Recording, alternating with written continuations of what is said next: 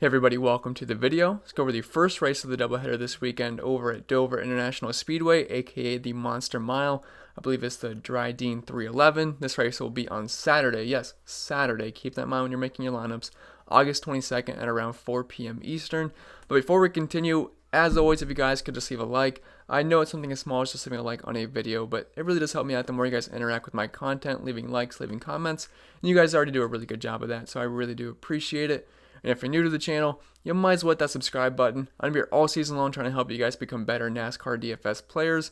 And this is a pretty long season. I mean, we go from February to November, and it's a very short turnaround in the off season. So I'll be here for quite a while, and I cover other sports as well. So if you're going to keep coming back to the channel each and every single day or each and every single week, you might as well hit that subscribe button, turn the notification bell so you don't miss out whenever I post new content. Also, I go live every single race day. Now, I know last week, the live stream, I had so many technical difficulties. I will do my best to make sure that does not happen again. I really do apologize for that. I know the experience wasn't great, and that's not the goal of those. It's supposed to be a good experience and have a good time. Unfortunately, it was not the case last week, so I do apologize for that, but hopefully it does not happen again. My recording software did update finally, so we should be looking good, but if you don't miss on the live streams, just hit that notification bell like I said. And if you don't follow me on social media, I'm at Pennell16. I sometimes post some good stuff and some funny stuff. I don't tweet a whole bunch, but I do post some important stuff. And then I'm at CPen16 over on IG. And I don't really post much fantasy stuff on Instagram, mostly just my Warzone victories from time to time. But if you want to check out some of my pictures, I post them on Instagram at CPen16. And if you want to support my Patreon, it's always much appreciated. You can join a community of 300 plus people currently. You can hop into the Discord chat. And I do a lot of extra stuff on Patreon. I do articles, I do projections, which the projections have been pretty good so far this season. They have taken down multiple tournaments if you just plug them in and mess with your exposures a little bit. And they've taken down quite a few tournaments. I personally have won a handful of tournaments so far this season. And the power rankings, which is just an algorithm-based power ranking system, It's not biased. I do biased personal rankings in the main sheet on the tier rankings. So I rank them myself based off of their salary and who I think is the best player in each ranking. But you can also look at the power rankings, which ranks them at this track type, the specific track, how they've done this season, and just an overall power ranking, and then place differential rankings and dominator rankings. It's all on there just based off of an algorithm-based method. Then I have my green flag speed cheat sheet, which I have been using a ton this season. I think it's one of the more valuable pieces of information you can use because we have no practice. So looking at how fast guys were at certain tracks, certain tire combinations, certain aero packages, certain types of tracks, I have that all listed on there, so you can check that out if you want. Something I use heavily each and every single week. My cheat sheet, my driver exposures, which seems to be pretty popular. I build 150 lineups each and every single week, so I just share my personal GBP driver exposures. I don't give out lineups, but do my exact exposures and my exact notes that I have on each and every single driver, and that is listed there on race day. The heat map, the previous optimal lineups, so I do all the optimal lineups at a certain track. I have that listed there, I think through 2016. So if you're interested in that, you can check it out. And then I have the 2020 optimal lineups and all that fun stuff, past oversight analysis, starting position, track stats. It's all on there. So if you're interested, like I said, link is in the description below. If you're not, hey, that's fine. But let's just dive into today's slate. And before we dive into the preview, there's actually a few things I do want to mention. I saved it for here because I realized probably quite a few of you probably just skipped through the intro. I totally get it. I know how it works because I do check the watch time on my videos. And I do realize there's a slight dip in the intro. It happens. But a couple things I want to mention. First of all, the live stream, hopefully without technical difficulties, will be on Saturday at 1 or 2 p.m. I will let you guys know. Probably 2, but it could be at 1 o'clock. We will talk about it. But and since it's a doubleheader, I'll be doing 2 live streams and 2 videos this week, so be ready for double the content. I did post my content schedule on Twitter and on Patreon. And another big thing, I'm going to run a Draftkings contest this week. I have not done that yet, but it's going to be free to enter. I'm going to have to personally invite all of you, so it might take me a little bit. But in the comment section below, if you want to enter, I think it's going to be 100 people, and I'll just personally pay out the winner $25 or something like that. I'll PayPal it to you. I'm not going to make it cost money to enter, and then Draftkings pays you. You can just enter, just put your Draftkings username below. I'll be in the contest as well, obviously, so I guess 99 of you. But you can enter, and then the winner gets $25. Free to enter, I do something fun for you guys because I do appreciate all your support on the channel. It's something big like $25, but that'll be it for the first contest. And then we can do another contest on Sunday probably, so I guess it'll be $50 this weekend total. So if you want to enter, I'll just comment your username below, and then You can also say something nice to me. You can say something mean as well, but I probably won't enter you in the contest if you do. But anyway, let's get into the preview of this track. This is the Drydene 311. I believe that's how you say the sponsor name. I apologize if not, but not like it really matters. The track, this is Dover International Speedway, aka the Monster Mile concrete track. It is a steep track. It's also pretty short, and that means they'll be using the short track aero package, which is the low downforce, high horsepower, which we've seen some pretty good racing on so far this season. And if I could just name the tracks off the top of my head that they used that at, it would be Martinsville, Bristol, Phoenix, New Hampshire, and I might be missing something off the top of my head, but I have all this stuff listed down here. I actually have some sticky notes on my computer because there's a lot of notes I wanted to remember this week, especially in the green flag speed department. So I will try to mention those if I can. This is only 1 mile in length, so it's a pretty short track, and I actually kind of like watching these short tracks. Are some of my favorite. I mean, Dover's not as good as Bristol in my opinion, but it's still a decent track.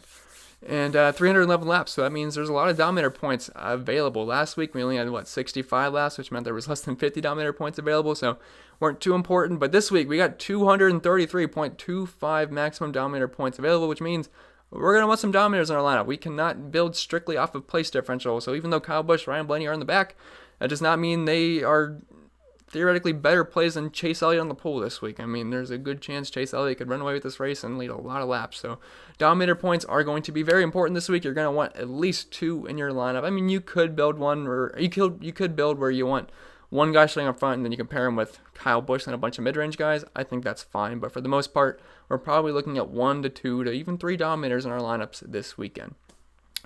I think that's pretty much it for the preview. Nothing to go too in-depth there, so I think we can get on to everyone's favorite driver-by-driver breakdown. And I just see that we're already at 7 minutes in the video. I even went to the driver-by-driver breakdown yet, so this could be a pretty long video. But I guess that's what we get for making a short video last week. It might end up being running pretty long here this time. But anyway, let's start up top. We have our favorite driver, Ryan Blaney, 11,800. He is starting 20th. By the way, last week, that was a tough scene for Ryan Blaney at the end. He restarted 12th at the very end, and then he ended up missing the chicane at the end. I didn't know what happened. I saw Blaney go from 12th to someone on the leaderboard on TV. He just kept dropping. I was like, where's Ryan Blaney going? And I saw a couple days later, he missed the chicane and ended up finishing 31st. What are you going to do? But 11,800. He's super expensive, but he's starting 20th. So I figured he was going to be the most expensive driver, him or Kyle Busch, because they're starting that far back. But I think he's obviously a fine option. He's had one of the fastest cars this season.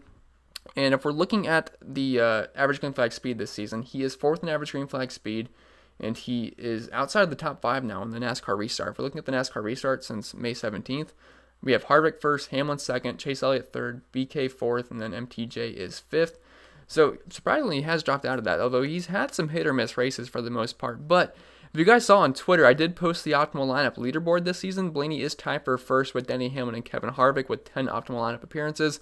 So not that that really means anything for this race, but he's been really good this season and pretty fast. Now, at Dover, he has not had the best of luck. He's only averaging 16 DraftKings points per race here, average finish of 20.7, running position of 13.7, 0 top 5, 0 wins, and only 1 top 10.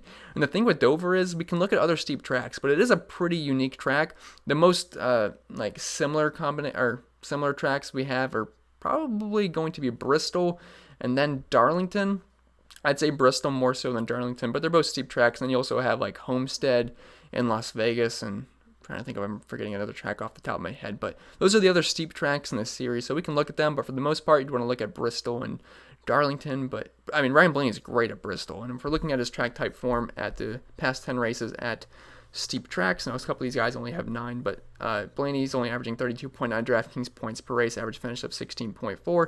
We just have 2 top 5s. He's led some laps. That's mostly coming from Bristol for the most part, so it'll be skewed a little bit, but he's a fine option. I don't think he's an absolute must-play at 12K at a track where we want Dominator points over place differential points, because I'm not really going to imagine that Ryan Blaney's going to lead many laps in this race, if any. I mean, it would not surprise me because he's just been an absolute... I mean, he's had so much speed in his car this season. But I will say Dover, a unique track. He's not been that great at it. Only 1 top 10 finish in the past 6 races here. So I don't think he's a must-play, but he is very safe starting 20th. And obviously he's going to gain some spots. And he should be a top 5 contender here. I mean, his car has just been so fast this season, so it would not surprise me if he ended up getting up front at some point. And he's surprised at some tracks he hasn't been great at this year where he's gotten up front. So I don't mind Ryan Blaney. I don't think he's an absolute lock button play at nearly 12K, a track that he is not that great at. Then dropping down to Kevin Harvick, 11,400, the complete opposite. He is great at Dover. I keep wanting to say Miami for some reason. I drilled Dover in my head. We're at Dover. Starting 10th. Obviously, he's going to be one of the best plays on the entire slate. I mean, he is just outstanding at Dover the past 6 races, averaging nearly 90 DraftKings points per race, which is the most. Average finish of 6.8, which is right behind Martin Truex. Running position of 5.7, which again is right behind Martin Truex. Average drive rating just edging out Truex at 120.2. Has a win recently, 3 top 5s, the most laps led per race and the most fast laps. If we're looking at the track type form, he's averaging the most DraftKings points per race at these types of tracks at 61.3. The best average finish, he has a win, 6 top 5s, which is the most, the second most laps led, and the most fast laps. So we got to like Kevin Harvick here. Like I mentioned with Ryan Blaney, he's actually tied for the most optimal lineups with Denny Hamlin and Ryan Blaney. And Kevin Harvick, he's first in average green flag speed this season, first since the restart, second at steep tracks this year. And if we're using this tire combination, he actually does crack the top 5.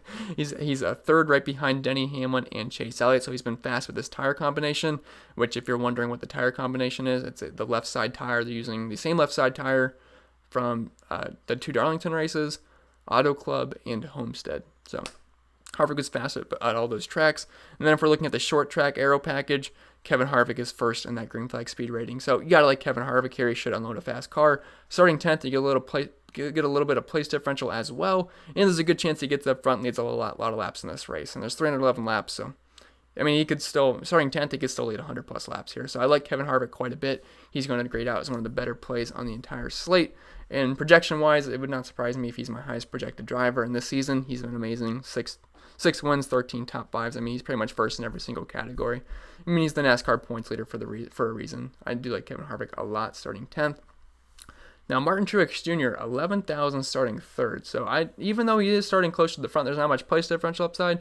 He is certainly a threat to lead a lot of laps in this race, and he has been excellent at Dover, one of the best drivers in the entire series here, averaging the second most DraftKings points per race at 73.8, the best average finish of 4.8, running position of 5.2, 118.4 driver rating, has a win, 5 top 5s. I mean, the past 6 races, he's finished in the top 5 all but once, and he's just great at Dover, so I think he's an excellent option here. If you're looking at his track type form at these types of tracks, he has a win, 3 top 5s, 6 top 10s. Now, his Bristol numbers are going to drag this down a little bit, so if you remove Bristol, he'd be looking pretty good, but he's not that great at Bristol. He's one of the worst drivers there, actually. But I like Truex quite a bit starting 3rd. I mean, I'm not sure if he'd make my cash lineup because you got Truex you have Chase Elliott on the pole. I think that's where most people are going to go in cash games just because you can lock the pole sitter up, and Chase Elliott is really good at Dover and these types of tracks. So I don't think you really go Truex in cash games, but I think he's an excellent tournament option just because of how good he has been at Dover, and he's also been fast at these types of tracks this season, and he's been overall one of the fastest cars this year, and he's made 7 optimal lineup appearances as well this year, which is second most, or tied for second most. So I like Truex in tournaments.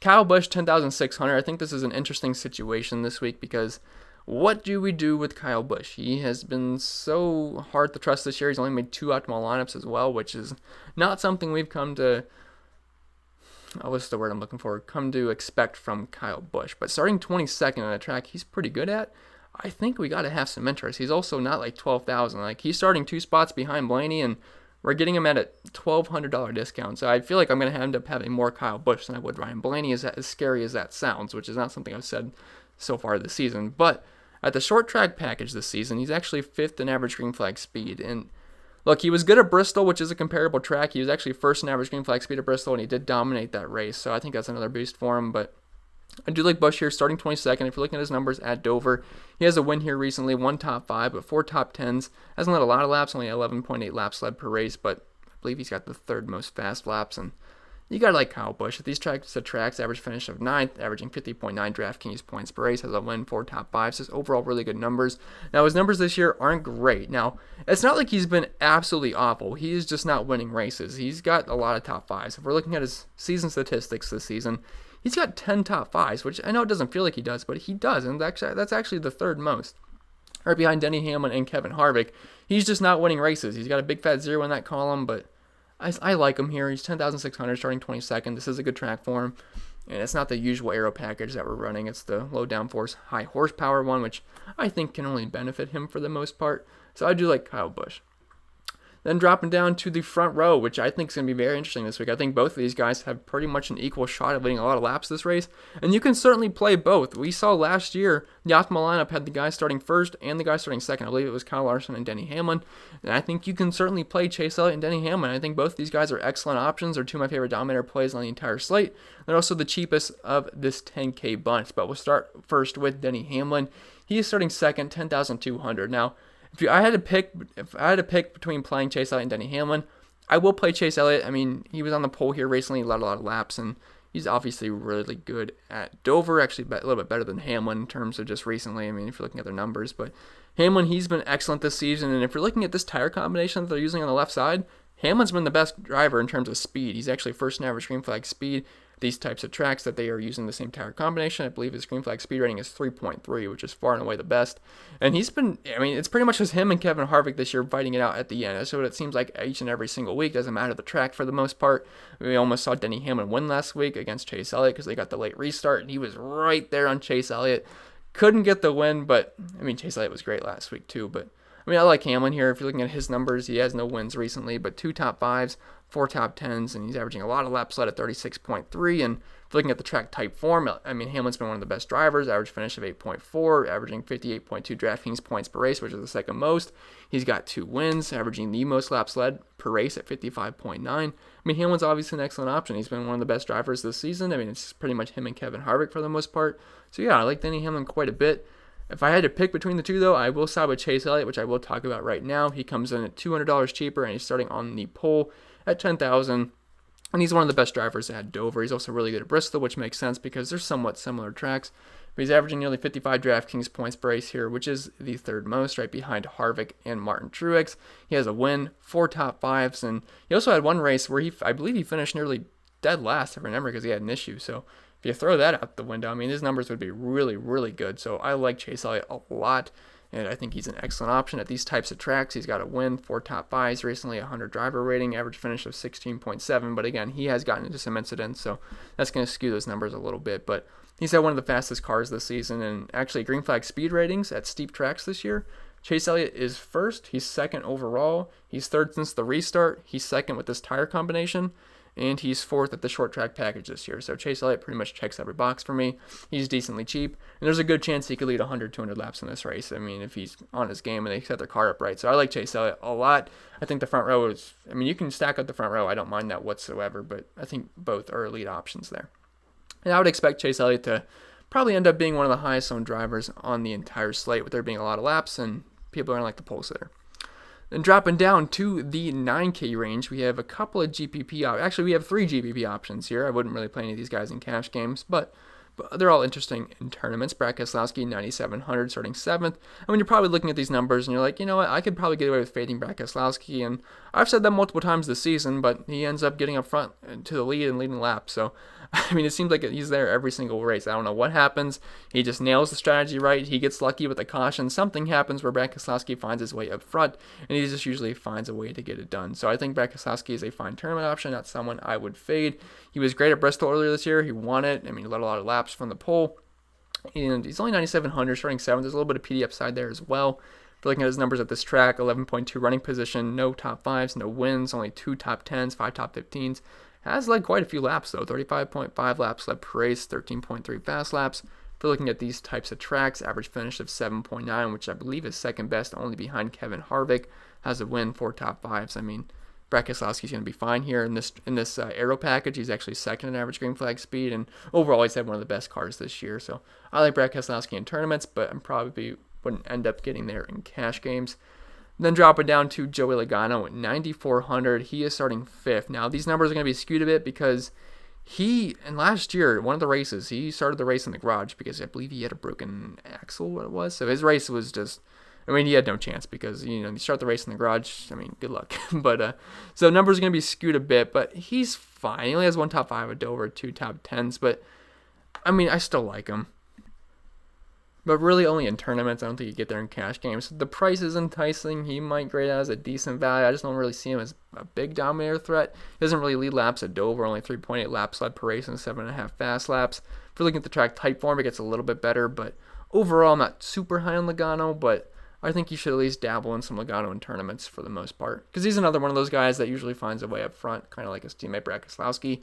Then Eric Jones, 9,200, starting 13th. I believe he was running very well last year at this track, and then he ended up having a speeding penalty at the end, which kind of killed his day, but he was fast, and this is a solid track for him. Average running position of 11.8, average finish of 11.7, only one top 5, but 2 top 10s, 5 top 15s. Wouldn't expect him to lead any laps here, but I think he's interesting in tournaments. I don't think anyone's going to play Eric Jones at 9,200 starting 13th. There's not much place differential upside, and he's usually cheaper than this when he's starting in the 20s. So I'm not sure what Draftkings is really doing with their pricing, but at similar tracks like Bristol and Darlington, those are some of his best tracks, and this is a somewhat similar setup to that in terms of it being a steep track. So I like Eric Jones in tournaments here. He's not someone you should fade. If you're looking at the track type form, he's got 3 top 5s, 4 top 10s. Again, really not a lap leader, but he should be a top 10, potentially top 8, top 5 contender in this race if all goes well for him. And believe it or not, he actually has made 7 or 6 optimal lineups this year, which is actually some of the most in the entire series, which he can be pretty boom or bust. So he's always got that downside to him, but there's plenty of upside with him as well. And I think he's a pretty decent tournament option. Then dropping down to Eric Almirola, 8,900, starting 17. So not really used to Eric Almirola starting this far back in the pack.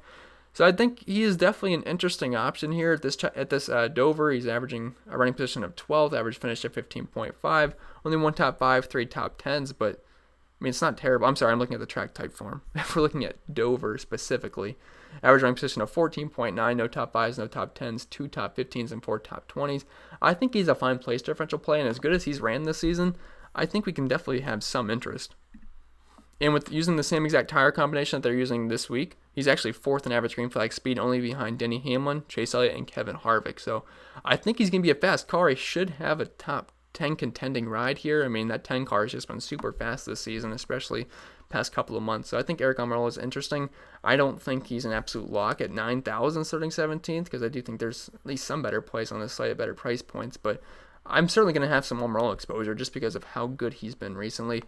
And then dropping down to Austin Dillon at a massive 8,700 price tag, starting 32nd. Now, I get it. I mean, Austin Dillon's been pretty good this year, and I think he's been mispriced for a while. But I'm not even sure if Austin Dillon's going to be racing. You know, he got tested positive for Corona last week, so, you know, Casgralla had to end up starting for him. But he finished 7th, which was actually pretty impressive. But they're hoping Austin Dillon should be good to go. So let's just assume Austin Dillon's the one racing. Even though he's super expensive, I think he's a fine play. He's been fine at Dover. He's got 5 top 20s the past 6 races here, 2 top 15s and 1 top 10. He's not going to lead any laps, but I mean, there's a good chance he can gain us 15 to 10 spots here, potentially 20 if he's really on his game. If you're looking at his numbers, average finish of 16.3, running position of 18.5, only a 68.4 driver rating, but he's been getting good finishes here. And if you're looking at the track type form, Austin Dillon has an average finish of 9.9. 2 top 5s, 5 top 10s, which is actually really good numbers. So I think Austin Dillon would be a pretty good play, even though he's super expensive. Obviously, if they make a driver change, we'll have to see who it is, but it'd be a little bit of a downgrade. But I still think Austin Dillon or whoever's in this car is a fine play. But at 8,700, I prefer if it's Austin Dillon, just because it'd be harder to trust if it's a different driver.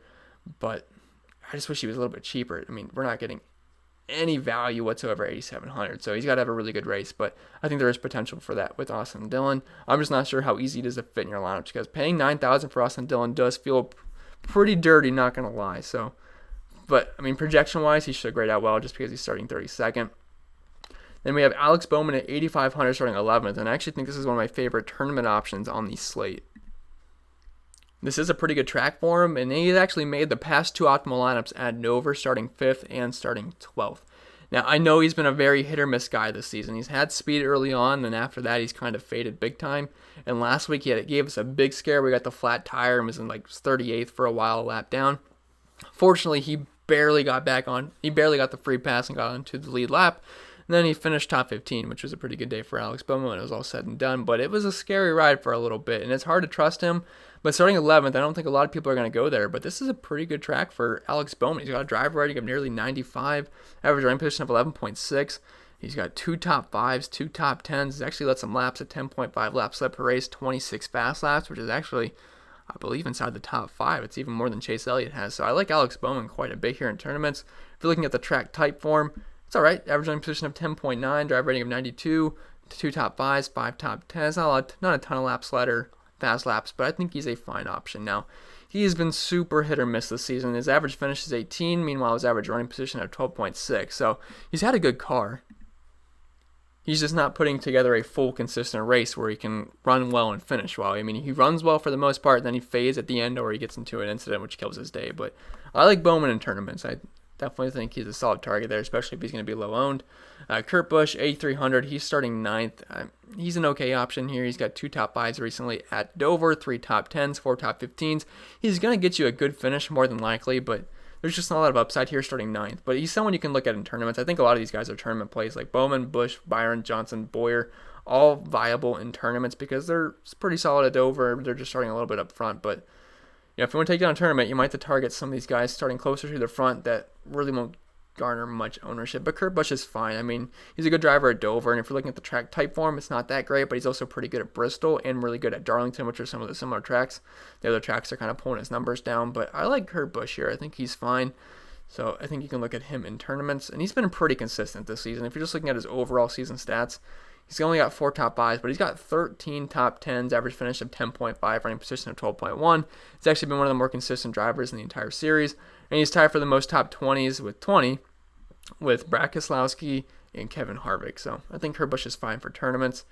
Then William Byron starting 8th, 8,200. He ran well last year. I believe he finished top 5 in one of the stages, but ran into some issues, and I really didn't go his way. But I think he's interesting in tournaments. I don't think many people are going to play him starting 8th at 8,200, but I think he's viable. And if you're looking at the track type form here, I mean, looking at his Dover's numbers, it's really not that impressive. Finish at 13.5, no top 5s, 1 top 10. But if you're looking at the track type form, average running position of 12.2, no top 5s, but 3 top 10s, 6 top 15s, average driver rating of 88.4. I think he's interesting in tournaments. I mean, these guys are good tournament plays. I don't think a lot of people are going to be on them because they're not obvious place differential guys, but if we want to get different, I mean, these guys that can hang up front and potentially get a top 5 finish. So, same goes for Jimmie Johnson. He's 8,000. Now, he might just gain ownership because he is amazing at Dover in his career. I mean, he's like the Dover king for the most part. And he's only 8,000, so I actually think he's going to have some ownership, even though he is starting 6th. But the price is nice, and his numbers are pretty good at Dover. He is a recent winner here, and overall in his career, he's been obviously amazing at Dover. 2 top 5s, 4 top 10s, driver rating of 91.6, average running position of 13.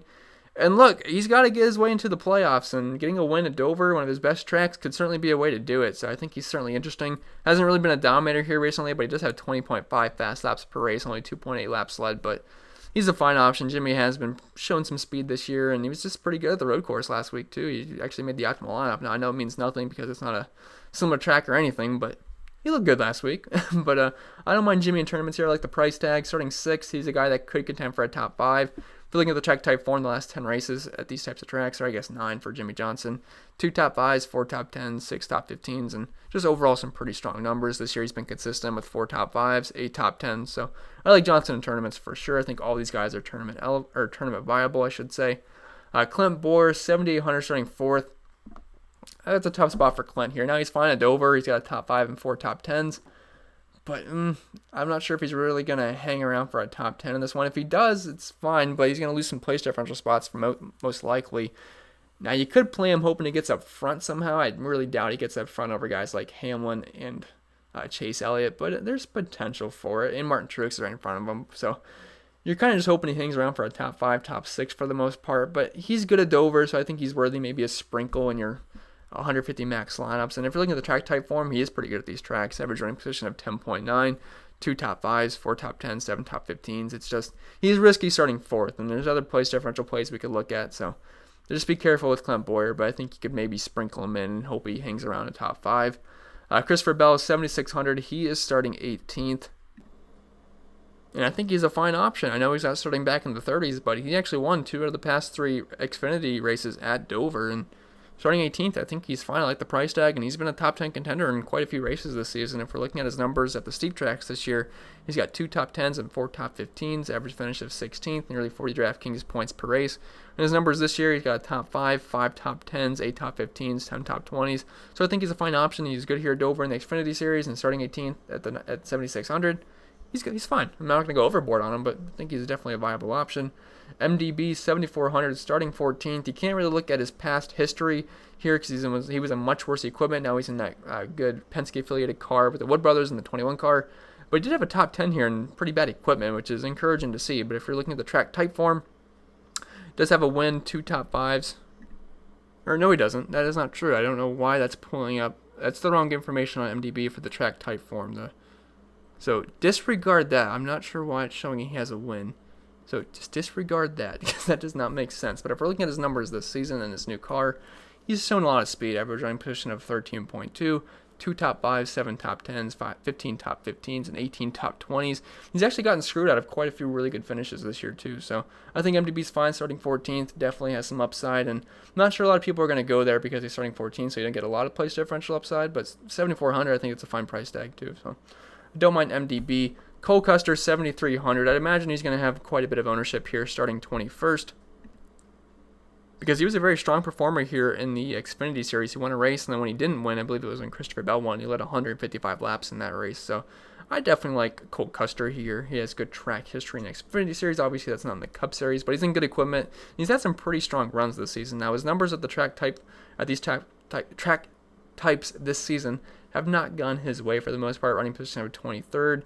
Drive rating of 51.1 and only 2 top 20s. But, I mean, this season he has a win, 2 top 5s, 5 top 10s. I mean, he should be a top 15 contender here, and the price is viable enough where I think he's a pretty good option. And he actually has made 7 optimal lineups this year, which I believe is tied for second most. So, really, Cole Custer, price tag's nice. Tyler Reddick, another rookie, 7,100, starting 16th. He wasn't as good at Dover as some of the other guys, like some of the other rookies, like Christopher Bell and Cole Custer, but starting 16th, I think he's still a fine option. At the steep tracks this year, he's been pretty good, averaging 40 DraftKings points per race, average finish of 14.7, has a top 5, 3 top 10s, 4 top 15s, and overall some pretty solid numbers. So I think Reddick is interesting in tournaments. I mean, a lot of place differential upside there, but the price is pretty low. I think it's the lowest we've seen Tyler Reddick in quite some time. And so far this season, he's been very, very good. 2 top 5s, 7 top 10s, 11 top 15s. Just overall really good numbers. So I think Tyler Reddick is interesting in tournaments because of the price tag. Matt Kenseth, 7,000, starting 26. I'm not really a big fan of playing Matt Kenseth this season. But at 7,000 back in 26, I think we're going to have some interest. I don't think he's going to move back. He should contend for a top 20. Now, if you're looking at his numbers, it's kind of hard to with the recent track history because he's in a different car. He was retired, came back, the same spiel every single week. But I think he's interesting if you're looking at the numbers this year. Average running position of 19.6, which isn't great, but it is top 20. Average finish of 19.4, a top 5, 2 top 10s, 6 top 15s, and 10 top 20s. So more than likely he's going to end up moving up spots. And at 7,000, I think he's a fine option. We have top 15, top 20 potential with Matt Kenseth. It's just not my favorite play because he's just been awful this year. But awful for the expectations with Matt Kenseth and the equipment he's in. But he's a fine option starting 26. So grayed out well in projections. Then dropping down to the 6K range, and it's going to start getting a little bit ugly here, but Newman starting 23rd, 6,800. Fun fact, he has yet to make an optimal lineup this season. He's one of the only drivers that doesn't besides the absolute awful options. I think he actually might be the only decent driver without an optimal lineup appearance. I can check that really quick. And that would be correct. He's down there with the J.J. Yaleys of the world, the Reed Sorensens, and all those guys. So, unfortunate for Ryan Newman, but he's just not been fast this season. He's pretty much like a 15th to 25th place car for the most part. If you're looking at his numbers at Dover, they're okay. He's got a top 5 recently, which is good, but only 1 top 10, 2 top 15s, and 4 top 20s. He should be able to move up some spots. Starting 23rd, he's going to gain ownership just because he's cheap, and he's got top 15 potential here, top 20 potential. I'd be shocked if he doesn't finish outside the top 20. If you're looking at the track type form, he's got 2 top 10s, 5 top 15s, and 6 top 20s at steep tracks.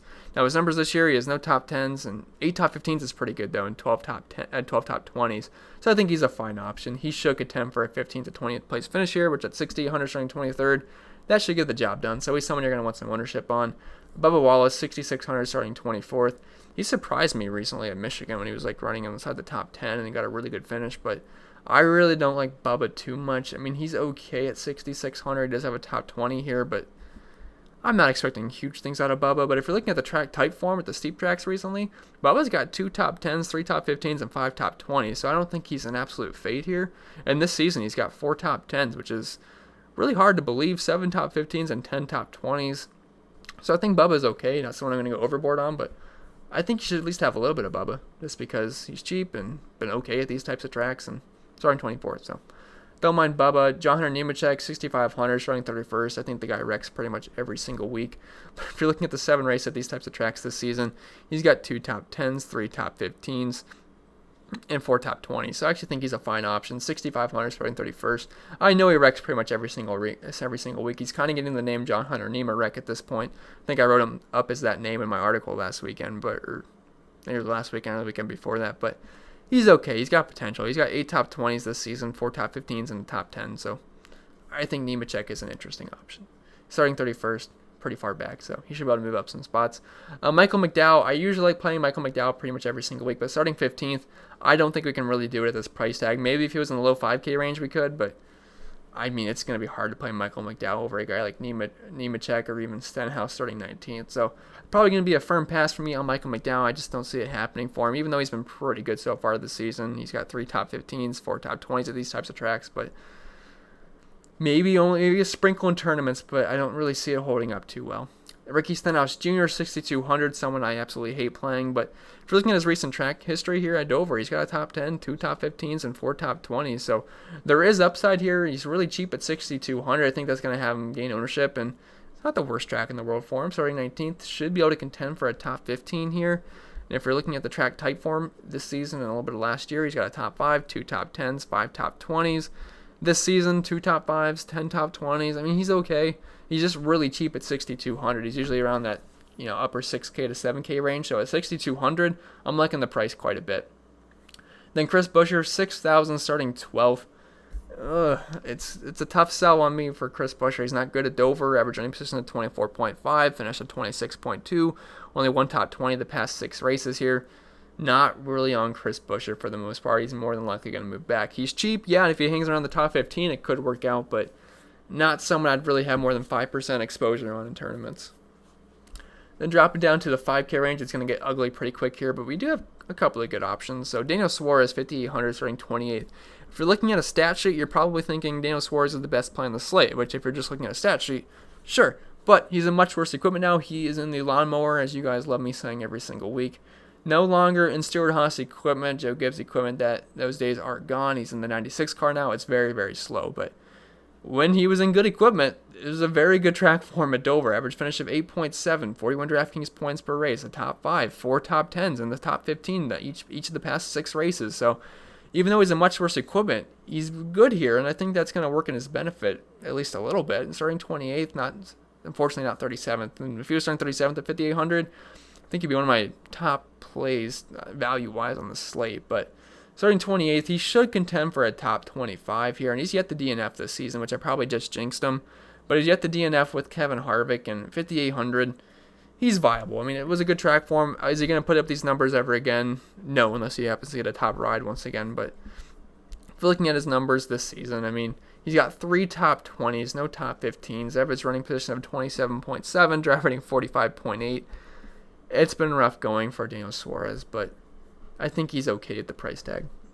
And then Ryan Preece, Mr. DNF himself, 5,700, starting 27th. He's an okay option here. He's got 6 races at Dover, 1 top 20. Sorry to pause the video really quick. I just realized I had a formula error, and I was thinking it through my head when I was talking, but I didn't want to keep taking breaks and fixing it. So for Bowman, he only has 4 races here out of 6. It was pulling down 6 races for each and every single driver because I like to use the sample size of 6, so it was pulling up 6 each and every single time. And I was like, I don't really think Bowman's got 6 races here. And I also didn't think Byron did either. And then Ryan Preece, I was like, does he really have 6 races here? I don't think it would be because he's a very new driver. So I fixed that. Preece has 2 races here. Byron's got 4. Bowman's got 4.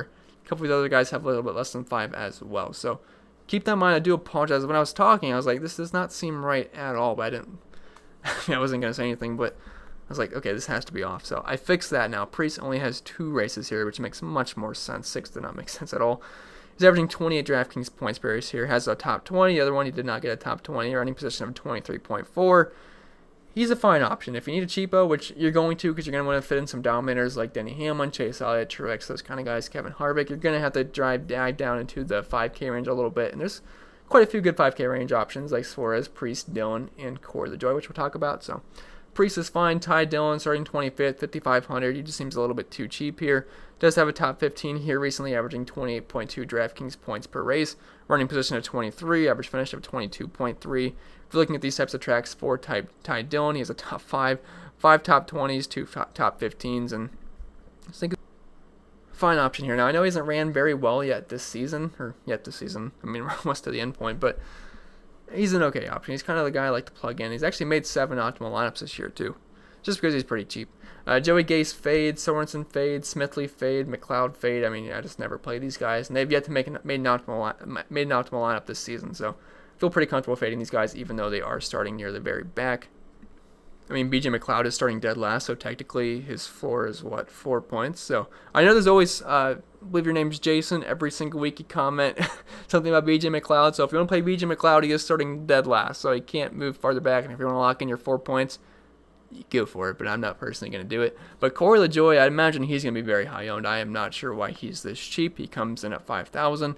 Not like he's good here or anything, but he's pretty much a 25th to 20th place car this year. I mean, he's been much better. And looking at his numbers this season, average finish of 25.5, running position of 25.9, and he just have 4 top 20s. I'm not sure why he's priced below McLeod, Smithley, Sorensen, and Gase. That makes absolutely no sense to me whatsoever. So I think a lot of people are going to flock to Corey LaJoie. I mean, you could probably play him in cash games at that price tag because he's going to allow you to fit in guys like Elliott, Hamlin, Harvick, Blaney, Truex, all those kind of guys, Kyle Busch. So definitely like that price tag on Corey LaJoie. That is just entirely too cheap. And then Hill, Yaley, Balicki, Brennan Poole, Quinn Houff, those are the guys I fade pretty much each and every single week. So you got to play those guys. So that's going to be it for the video, guys. If you made it all the way through, please let me know in the comments. I love hearing the guys that make it through. You guys are troopers. I do appreciate it. Again, if you skipped the beginning of the video, you missed out because there is a contest I am doing this weekend where all you got to do is comment your DK username below, and I will enter you into the contest. It's free to enter, and I'll just invite you, and I'm going to give out $25 to the winner. Then we'll do the same thing on Sunday, so it's going to be $50 this weekend. So do that if you want to. I don't see why you wouldn't want to. I'll take the first 100 people. Hopefully we can fill it. I don't think we'll have a problem with it. We got quite a few thousand people that watch this video every single week, so I'd hope we'd be able to fill the contest. And like I said, if you haven't already, leave a like. It helps me out. Subscribe if you're new. Check me out on Patreon if you want. You get all the exclusive content. I put a lot of extra work in. It takes me a while to put all of it out, but I think it's very helpful for you this week. And it's also pretty cheap. It's $10 a month, which we get quite a few races in a month, so it's pretty cheap, I think. So check it out if you want, and I think that's pretty much it. Hope you guys enjoy the race weekend, and cross your fingers for no technical errors on the live stream, because that'd be very embarrassing 2 weeks in a row if that was the case. All right, I'll see you guys, and thank you for watching.